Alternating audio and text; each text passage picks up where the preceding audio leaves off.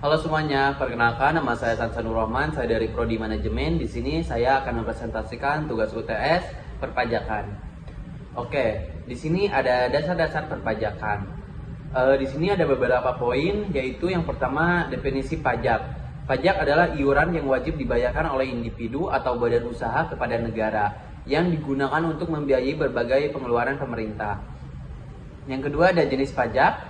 Pajak dibagi menjadi dua kategori utama, yaitu pajak langsung. Pajak yang dibayar langsung oleh wajib pajak seperti pajak penghasilan PPh.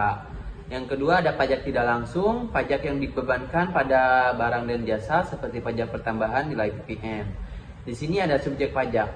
Subjek pajak adalah individu atau badan yang dikenakan pajak. Ini termasuk warga negara, perusahaan, dan badan hukum lainnya. Di sini ada objek pajak. Objek pajak adalah hal-hal yang dikenakan pajak seperti penghasilan, transaksi jual beli, dan properti. Nah, di sini ada prinsip perpajakan dan ada keadilan.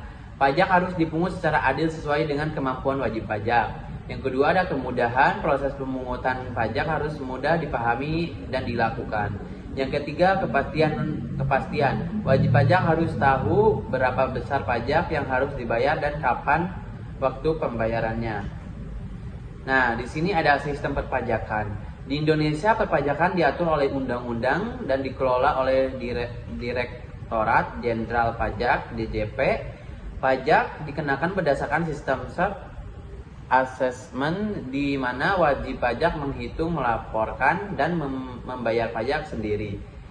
Selanjutnya ada pelaporan dan pembayaran pajak. Wajib pajak wajib melaporkan pajak yang terutang dan membayar pada waktu yang ditentukan.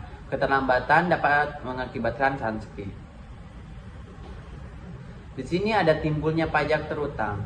Timbulnya pajak terutang terjadi ketika ada peristiwa atau kondisi yang memenuhi syarat untuk dikenakan pajak sesuai dengan peraturan perpajakan. Berikut adalah beberapa aspek yang menjelaskan kapan dan bagaimana pajak terutang muncul.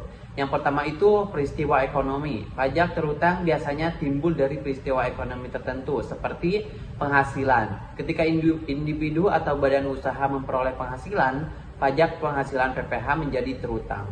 Yang selanjutnya yang kedua transaksi jual beli. Pajak pertambahan nilai PPN muncul saat terjadi transaksi jual beli barang atau jasa. Yang kedua ada kepatuhan hukum. Pajak terutang terjadi ketika wajib pajak tidak hanya memenuhi syarat formal, tetapi juga memenuhi ketentuan yang diatur dalam undang-undang perpajakan yang berlaku. Yang ketiga ada masa pajak. Pajak terutang juga berkaitan dengan masa pajak tertentu. Misalnya, pajak penghasilan terutang berdasarkan periode penghasilan yang diterima dalam 1 tahun fiskal. Yang keempat, penyampaian SPT. Setelah peristiwa yang menimbulkan pajak terutang, wajib pajak harus menghitung dan melaporkan pajak tersebut melalui surat pemberitahuan SPT. Pajak yang dilaporkan adalah jumlah yang terutang. Yang kelima, pembayaran pajak. Pajak terutang harus dibayarkan oleh wajib pajak sesuai dengan tepat waktu yang ditentukan. Keterlambatan dalam pembayaran dapat mengakibatkan denda atau sanksi administratif. Yang keenam ada pencatatan. Dalam akuntansi, pajak terutang harus dicatat dengan benar untuk mencerminkan kewajiban perpajakan perusahaan atau individu. Oke, selanjutnya ada jenis-jenis pajak penghasilan. Pajak penghasilan PPh di Indonesia terbagi menjadi beberapa jenis. Berdasarkan subjek pajak dan objek pajaknya, berikut adalah jenis-jenis pajak penghasilan. Yang pertama itu pajak penghasilan orang pribadi, yaitu PPh 21. Dikenakan pada penghasilan yang diterima oleh individu seperti gaji, honorarium, dan imbalan lainnya. Wajib pajak adalah orang pribadi yang mendapatkan penghasilan dari pekerjaan, usaha, atau sumber lainnya. Yang kedua ada pajak penghasilan badan PPh 25 atau 29. Dikenakan pada penghasilan yang diperoleh oleh badan usaha seperti perusahaan. PPh 25 adalah angsuran bulanan, sedangkan PPh 29 adalah pajak terutang yang harus dilunasi saat pelaporan tahunan. Selanjutnya pajak yang ketiga, pajak penghasilan atas penghasilan dari usaha PPh 22 dikenakan pada penghasilan yang diperoleh dari usaha tertentu seperti kegiatan perdagangan dan industri. Pajak ini sering dipungut oleh pihak ketiga seperti instansi pemerintah. Pajak penghasilan atas yang keempat ada pajak penghasilan atas penghasilan dari capital gain, PPh 4 ayat 2 dikenakan pada keuntungan yang diperoleh dari penjualan aset seperti saham dan properti. PPh ini dikenakan pada selisih antara harga jual dan harga beli. Yang kelima ada pajak penghasilan final. Terdapat beberapa jenis pajak penghasilan yang bersifat final seperti PPh 21 untuk pekerja lepas, PPh 25 untuk usaha kecil dan menengah UKM yang menggunakan sistem pajak final. Pajak final dikenakan pada tarif tertentu dan tidak perlu dilaporkan dalam SPT tahunan. Pajak yang keenam ada pajak penghasilan dari sumber luar negeri.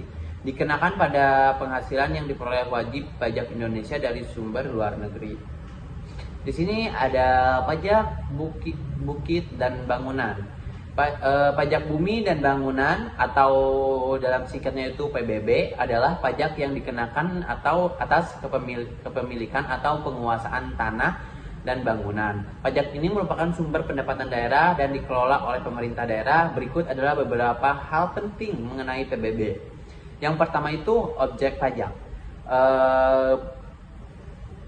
Yang pertama itu objek pajak, dan di sini ada 2 poin.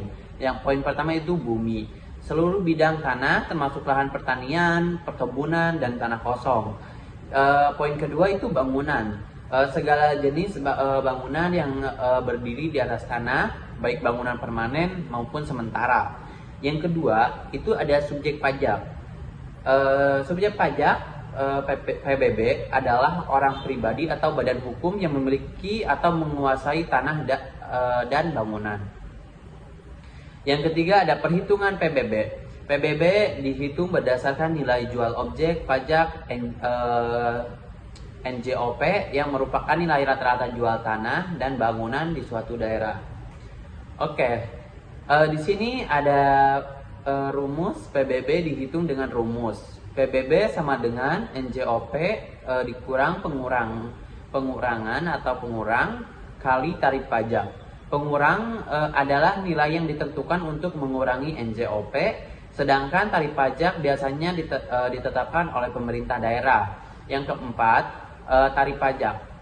Tarif PBB biasanya berbeda-beda tergantung kebijakan masing-masing daerah. Namun umumnya berkisar antara 0,1% hingga 0,3% dari NJOP setelah dikurangi pengurang.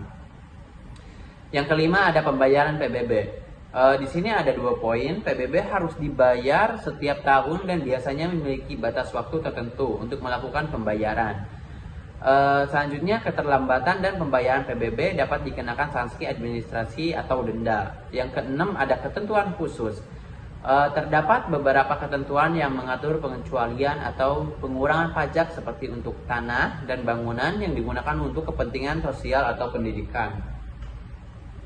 Dan yang ketujuh ada pelaporan. Di sini ada pelaporan. Wajib pajak harus melapor kepemilikan tanah dan bangunan kepada pemerintah, ke pemerintah daerah untuk penghitungan dan pemungutan PBB. Cukup sekian presentasi dari saya. Mohon maaf jika ada kata-kata yang salah dan terima kasih. Wassalamualaikum warahmatullahi wabarakatuh.